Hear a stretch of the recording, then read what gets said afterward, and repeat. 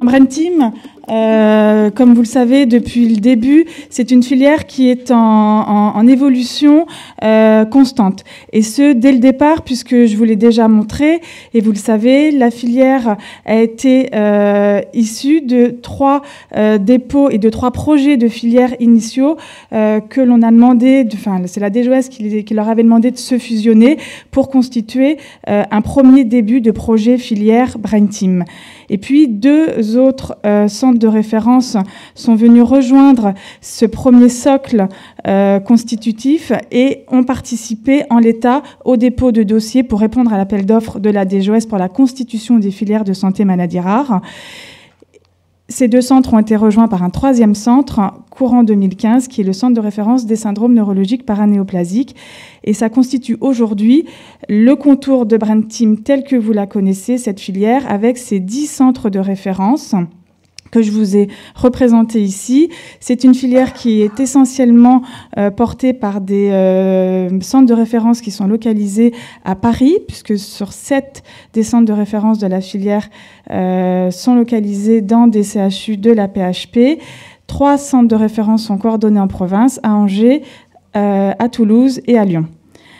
Ces centres coordonnateurs sont aidés dans leur mission de prise en charge par des centres constitutifs qui, donc, comme le disait Anne Chevrier tout à l'heure, complètent la procédure de prise en charge clinique pédiatrique au niveau de l'expertise, en région. Et donc,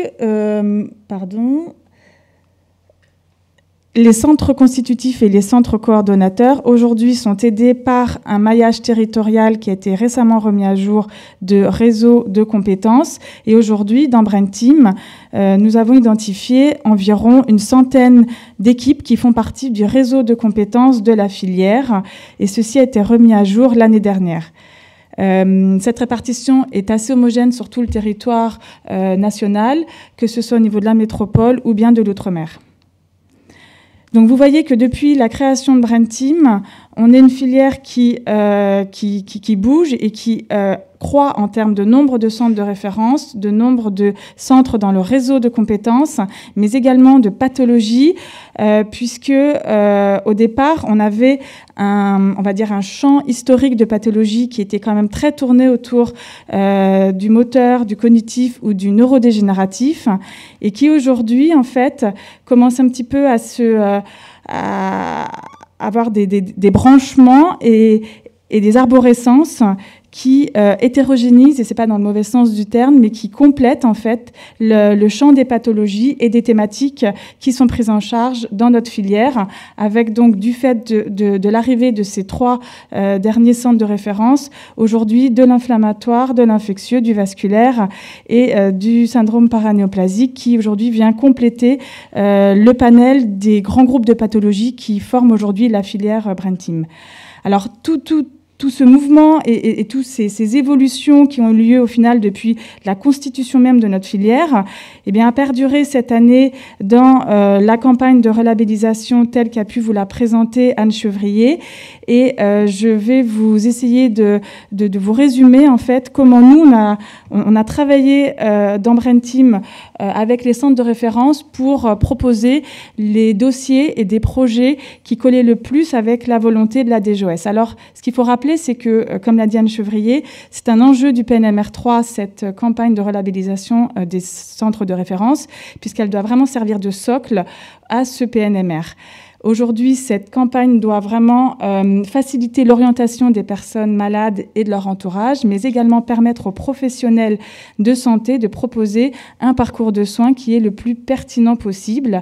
Ça se traduit en pratique par une actualisation de la liste des centres de référence maladies rares dans chacune des filières, avec une reconnaissance des sites constitutifs et bien sûr des centres de compétences. C'est une procédure qui est cadrée par une instruction de la DGOS avec des conditions de recevabilité des candidatures, d'éligibilité des candidatures, que ce soit en termes d'organisation de centres de référence ou bien de minima de seuil d'activité qu'il faut justifier au regard des 5 missions qui sont attribuées au centre de référence, comme vous les a précédemment montré Anne Chevrier. Les modalités d'évaluation également sont transparentes et sont cadrées. Il y a un comité d'experts avec une grille d'évaluation précise qu'il faudra remplir.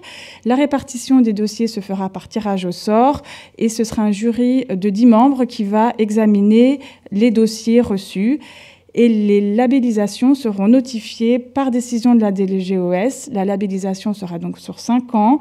Les établissements qui sont porteurs les établissements sièges, qui accueillent les centres coordonnateurs seront notifiés et ceci sera publié par arrêté. Et ce qu'il faut noter, c'est vraiment le rôle qui a été attribué aux filières de santé maladies rares dans cette procédure de relabellisation des centres de référence, qui était vraiment un rôle de coordonnateur et de participation à la stratégie générale des dossiers. Je ne sais pas si Christophe... Je vais peut-être intervenir là pour dire la manière dont nous nous sommes positionnés, en partie dont je me suis positionné comme animateur de filière par rapport à cette relabellisation. Vous avez vu qu'avec Anne Chevrier, on travaille vraiment en contact étroit et avec des relations qui sont extrêmement faciles. C'est vrai qu'on a été en contact très régulièrement. Elle ou ses collaborateurs nous appelaient très souvent, les animateurs de filière, et nous, on pouvait en permanence avoir un retour auprès de la DGOS pour savoir ce qu'ils souhaitaient, si on était dans l'esprit ou pas. Ce qu'il faut bien noter, c'est cette différence qui peut vous sembler un petit peu artificielle entre le centre coordonnateur, le centre constitutif et le centre de compétences. Pour les professionnels, il y a une frontière très nette, c'est entre le centre de compétences et le centre constitutif. Pour une raison très simple, c'est qu'aujourd'hui, il y a un financement pour les centres coordonnateurs, les centres constitutifs, il n'y a pas de centre de financement pour les centres de compétences. C'est un problème qui a bien été entendu par Anne Chevrier et ses équipes. Je sais qu'elle est en train de travailler pour que dans l'avenir et l'évolution des tarifications des actes de santé, il y ait une reconnaissance, notamment aux consultations longues, aux consultations pluridisciplinaires et aux consultations éventuellement maladies rares. Ça pourrait passer, par exemple, par une lettre code. Vous savez qu'il y a des C, des CS. Par exemple, moi, je suis neurologue. Quand je fais une consultation, ça s'appelle une C neuropsy. Ça n'a pas la même valeur. Et on pourrait imaginer qu'il y ait une C maladie rare qui valorise ces consultations. Et pour pouvoir avoir cette tarification bonifiée, il faudrait être dans un centre de compétences qui s'engage à travailler en réseau, qui s'engage à travailler avec ces centres de référence. Donc ça, c'est encore à l'étape de la réflexion, c'est pour ça qu'il n'en est pas fait état, il n'y a aucun arbitrage de ce côté-là. Mais voilà, donc toute la discussion a été que quand on a rouvert cet appel d'offres, c'était un peu ouvrir la boîte de Pandore, parce que vous imaginez que les demandes qui sont remontées, non pas tant en termes de nombre de centres de référence coordonnateurs, mais en termes de centres constitutifs, ont complètement explosé. Ce qui est normal, c'est plutôt un signe de bonne santé que les gens répondent à des appels d'offres et souhaitent des financements. Maintenant, ce que n'a pas précisé Anne Chevrier, c'est que ce renouvellement se fait dans une enveloppe qui est totalement contrainte. Il n'y aura pas un centime de plus pour les centres de référence l'année prochaine par rapport à l'année dernière. On est juste sur une redéfinition des frontières et des cadres. La position que j'ai prise, c'est que nous, coordonnateurs des centres de référence maladies rares de Brain Team, nous étions probablement les meilleurs experts de nos maladies et de nos réseaux et de nos centres. Donc, j'ai pris la position, mais bien sûr avec le soutien de tous les coordonnateurs de centres, mais on a pris la position qu'on allait rendre à la DGOS des dossiers, entre guillemets, nickel. C'est-à-dire qu'on allait faire le rôle des experts et qu'on allait faire le rôle du jury, en disant que si on fait nos arbitrages en interne, quelque part, ils n'ont plus que la signature à mettre en bas à droite du document. Et c'est nous qui aurons décidé, plutôt que de laisser ça à des gens qui connaissent moins bien que nous le terrain, c'est nous qui allons décider de cela. C'est ce travail qu'on a fait en décembre, janvier, avec l'aide de l'équipe de projet Brain Team. Ça a été compliqué. On a eu plus d'une quarantaine de centres constitutifs auxquels on a dû expliquer que, ben non, ils ne passaient pas les critères. J'ai des collègues animateurs de centres de filière qui n'ont pas du tout joué ce jeu-là. Il y en a qui ont pris une position complètement différente, qui a été, c'est pas à nous de juger, il y a des jurys, on fait tout remonter et le bon Dieu reconnaîtra les siens. Voilà, il y en a d'autres qui ont une position intermédiaire. Moi, j'ai vraiment été dans la position la plus claire de faire ce pari, qui est de dire, finalement, on réfléchit entre nous, on sait que l'enveloppe, elle va être bornée. Donc on ne fait pas des demandes déraisonnables, on essaye simplement au sein de notre filière Brain Team de voir est-ce qu'on peut avoir des synergies, est-ce qu'on peut regrouper certaines structures, est-ce qu'on peut regrouper, donc dégager comme moyen, ou est-ce qu'on en aurait le plus besoin pour être pertinent et répondre aux besoins. Donc on a eu un centre de référence qui venait de nous rejoindre, qui n'était pas vraiment à l'aise, on va en reparler. Vous verrez qu'on a supprimé 2 centres de référence, on les a remplacés en centres constitutifs. J'ai donné l'exemple, puisque mon centre à Angers, j'ai demandé qu'il devienne constitutif du centre Huntington et du centre de la Salpêtrière.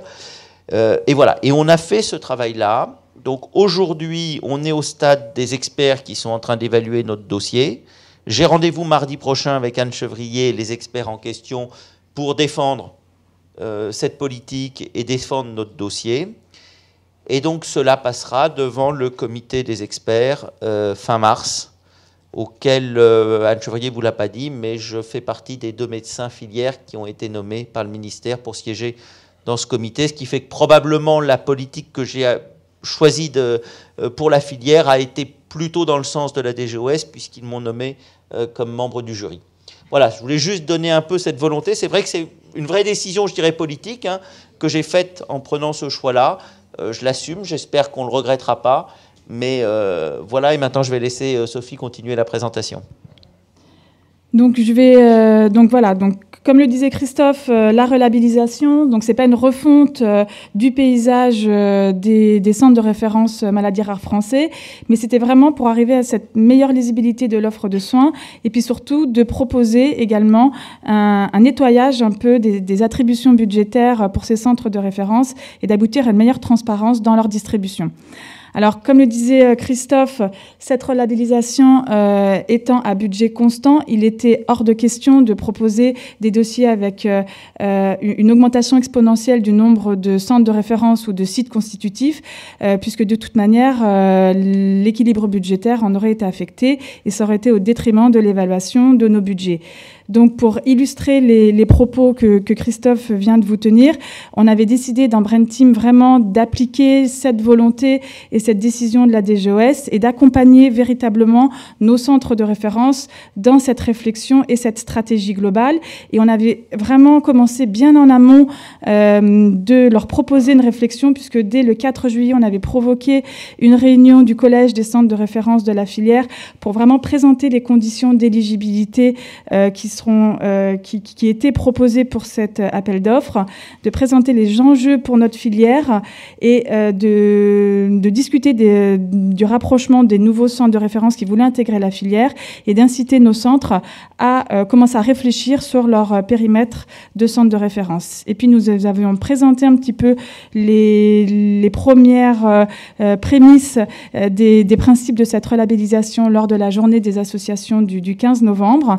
La circulaire est sortie le lendemain, donc on s'est mis au travail dès le lendemain pour vraiment accompagner nos centres dans la définition de leur réseau et dans la stratégie générale qu'ils pouvaient proposer en termes de sites constitutifs et de centres de compétences. Et puis au mois de janvier, nous avons provoqué une seconde réunion du collège des centres de référence de la filière pour présenter toutes les sollicitations de nouveaux centres de référence auxquels Christophe avait été soumis. Proposé. Nous avons pris des décisions collégiales quant à ces sollicitations de nouveaux centres de référence et puis nous avons fait voter cet organe de direction pour statuer sur les nouveaux contours des centres de référence. Jusqu'au 20 janvier, qui était la date limite de dépôt des dossiers, nous avons vraiment accompagné, avec Christophe et Bénédicte, nos centres de référence dans le remplissage de leurs dossiers, dans la relecture de ces dossiers, et nous avons donné les lettres et le Saint Graal, qui était l'avis de la filière pour autoriser nos centres à déposer leurs dossiers auprès de leurs CHU respectifs.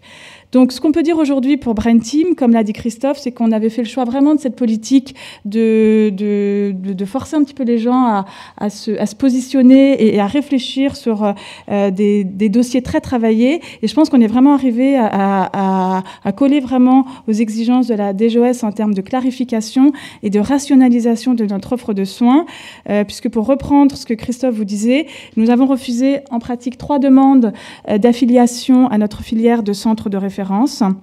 Nous avons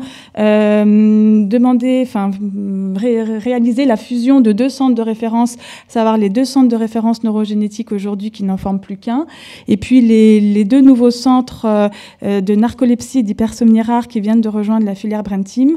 Et Christophe leur avait demandé, pour rejoindre notre filière, de se fusionner. Donc nous avons vraiment essayé de clarifier cette offre de soins dans ce sens-là.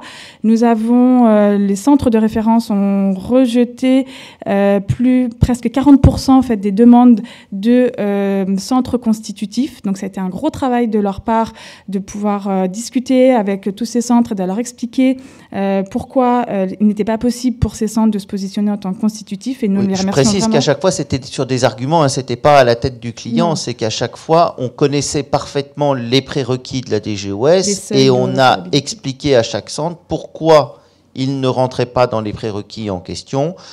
Donc c'était pas du tout de l'arbitraire et on va dire que 3/4 des demandes par téléphone en 5 minutes, ils étaient tellement loin des clous qu'on pouvait dire non là il y a et puis on a eu quelques centres où effectivement les dossiers étaient un petit peu limites. Ils ont constitué des dossiers, on les a vraiment étudiés, on a essayé de les aider pour voir s'ils pouvaient passer les barres de la DGOS. Pour quelques-uns ça a été le cas, pour d'autres non. Et je dois quand même avouer que quand on voit comment ça s'est passé dans beaucoup d'autres filières, où je pense qu'il y a beaucoup de gens qui se sont fâchés à mort et qui ne se parleront plus pendant un certain temps, vraiment, alors les animateurs de tous les centres de référence de la filière ont été absolument nickel et vraiment, et quand on dit que c'est notre politique, vous imaginez qu'elle n'a été possible que parce qu'on a été soutenu par les 10 coordonnateurs de centres de référence qui ont totalement adhéré à cela, qui nous ont simplement dit on est de temps en temps en difficulté avec des copains pour appliquer, on est d'accord avec ce principe, mais on est en difficulté, viens nous aider par rapport à tel ou tel collègue, parce que moi tout seul, c'est un peu difficile de lui expliquer que ça ne sera pas possible, ou en tout cas pas au niveau de labellisation qu'il veut. Et globalement, ça s'est extrêmement bien passé. Les seules personnes qui se sont comportées de manière incorrecte et qui ont dépassé les bornes, c'est certains directeurs financiers d'hôpitaux. Quand même, et j'ai reçu des lettres qui sont des petits bijoux venant de directions financières dont les coordonnateurs n'étaient même pas au courant qu'ils écrivaient ce genre de lettres. Qui, eux, ne savaient même pas de quelle maladie on parlait, mais voyaient une ligne budgétaire qui risquait de disparaître. Mais vraiment, et je présente ici vraiment tous mes remerciements parce que tout le monde a été extrêmement, extrêmement correct dans la filière. Bon, ceux à qui on a dit oui, c'est normal, mais aussi ceux à qui on a dit non, et je les en remercie. Donc voilà, on a également proposé en fait une augmentation très modérée donc en termes quantitatifs du nombre de nos sites constitutifs, puisqu'on augmente notre nombre que de 4 sites constitutifs, et puis de manière tout à fait remarquable, presque la moitié au final des centres de référence ne proposent pas d'augmentation en termes de nombre de sites constitutifs, ce qui est quand même remarquable. Et pour notre filière, si on fait un comptage un petit peu à la louche, on propose en moyenne 2 sites constitutifs par centre de référence, qui est quand même tout à fait raisonnable par rapport à d'autres projets filières. Quelle est la proposition Brain Team aujourd'hui, telle qu'elle a été déposée en global à la DGOS ? C'est tout d'abord une animation de la filière donc, qui reste à Angers avec Christophe Verny. Ça a été aussi une volonté présentée à la DGOS de ma part de dire l'accumulation des casquettes et le cumul des mandats, ça a des limites. J'ai déjà suffisamment, par ailleurs d'autres choses, mais avec l'animation de la filière, et ça ne me semblait pas illégitime, d'autant qu'il y avait un sens et 2 centres de référence neurogénétique, de me dire, moi, je me concentre sur la coordination de la filière. Et pour ce qui est mon activité clinique, j'ai, entre Alexandra Dur à la Salpêtrière et Anne-Catherine Bachou-Lévy à Mont-d'Or, 2 animatrices particulièrement dynamiques qui vont coordonner cette partie plus spécifique sur les maladies rares, et ce qui me semblait une bonne gestion des ressources humaines, de se partager le travail plutôt que d'empiler les casquettes sur la même tête. Nous avons proposé au final dans la filière, une filière avec 10 centres de référence, dont 7 qui sont toujours localisés sur Paris et portés par des groupes hospitaliers de la PHP. Donc aujourd'hui, nous avons 3 centres en province, c'est-à-dire à Toulouse, à Montpellier. Donc ça, c'est le centre qui porte les narcolepsies, les hypersomnies rares, et puis toujours à Lyon. Je vous ai remis ici la liste alphabétique des centres de référence avec les noms de leurs coordinateurs sur la première ligne.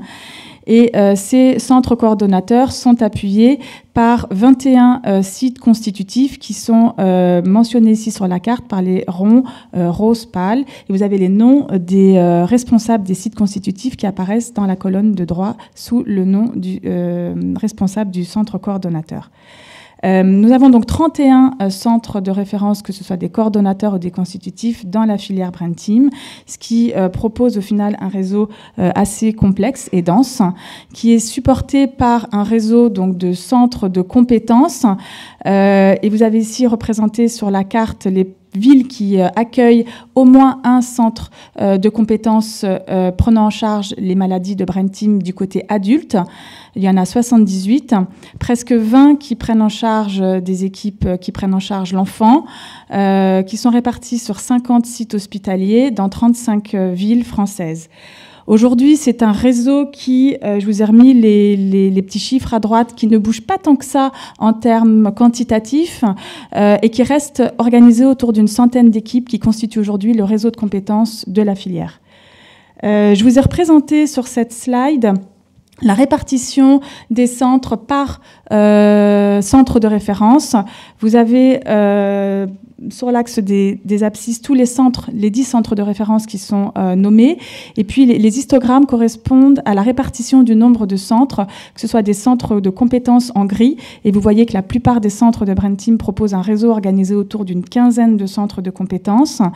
Et puis les centres constitutifs sont représentés en fait selon leur type de prise en charge, que ce soit les complémentarités d'expertise clinique, du recours ou du médico-social, en bleu. En orange, c'est tout ce qui est complémentarité de prise en charge enfant-adulte. Et puis en jaune, c'est ce qui est tout ce qui est complémentarité de prise en charge par rapport à de l'organisation territoriale et à de la répartition géographique. Aujourd'hui, les sites constitutifs de Brain Team prennent en grande partie en charge en fait une complémentarité d'expertise clinique au niveau des centres de référence. Donc ça, c'est vraiment pour le paysage du dossier tel qu'il a été déposé par les centres de référence de la filière. On pourrait en rester là. Au niveau national, sauf que la stratification de l'organisation des maladies rares en France est déjà assez, on va dire, compliquée, mais on va dire que la crème de tout ça, c'est l'Europe. Et là, pour une fois, c'est pas de notre faute, mais je suis obligée de vous parler des nouveaux contours de la filière par rapport à la constitution des réseaux européens de référence, en réponse vraiment à des recommandations de l'EUCERD et un appel d'offres pour la constitution de ces réseaux européens de référence maladies rares, auxquelles la France a été impliquée largement. Anne Chevrier l'a dit tout à l'heure. Ce qui fait qu'aujourd'hui, le périmètre de la filière Brain Team n'est plus seulement national, mais vraiment devient européen, avec cette organisation au sein de réseaux ERN, qui doivent vraiment être un support, de la même manière que les filières sont un support au centre de référence. Ces ERN vont vraiment être des guides au niveau des recommandations de prise en charge qui vont être éditées, au niveau de la recherche, au niveau de la mise en partage de bases de données, et également au niveau de la formation et de l'enseignement. Comme l'a dit Anne Chevrier, au 15 décembre 2016, les 23 ERN ont été labellisés. Un dernier sera labellisé à Vilnius cette semaine. Et en ce qui concerne notre filière, les centres de référence de Brain Team sont affiliés à 2 ERN. L'ERN qui prend en charge les maladies rares neurologiques et puis l'ERN pour toutes les maladies rares immunodéficientes, auto-immunes et auto-inflammatoires. Je vous ai représenté ici les deux petites plaquettes explicitant les missions des 2 ERN auxquels nos centres sont affiliés. Si vous les voulez, je peux vous les envoyer sur demande. Elles sont disponibles également sur le site des ERN, sur le site de l'Europe. Ce qu'on peut dire, c'est que parmi les CRMR de Brain Team, 5 ont participé au dépôt de dossier pour l'ERN des maladies rares neurologiques. Je vous les ai soulignés ici. C'est atrophie multisystématisée, démence rare, leucodystrophie, maladie de Huntington et neurogénétique. Et puis, nous avons un seul CRMR qui aujourd'hui a participé au dépôt de dossier concernant le deuxième ERN, qui est le CRMR des maladies inflammatoires rares du cerveau et de la moelle. Pour les 4 centres de référence de Brain Team qui n'ont pas encore participé au dépôt de dossier, ils seront inclus plus tard, courant de l'année 2017, ce qui veut dire qu'à la fin de 2017, tous les centres de référence de Brain Team appartiendront à un ERN. Je vais terminer et conclure rapidement cette présentation pour vous dire qu'aujourd'hui, on propose vraiment un projet avec une offre qui, il nous semble, est plus lisible. L'objectif de la filière, comme l'a rappelé Christophe, c'est vraiment que tous nos centres soient labellisés dès le mois de mars pour pas qu'il y ait de centres qui passent au deuxième tour et risquer de ne pas être financés cette année, parce que c'est vraiment un risque à prendre si on n'est pas... Surtout avec ce qu'Anne Chevrier a dit, que c'était 4 mois. Normalement, c'était 2 mois. Je vois que c'est passé à 4 mois.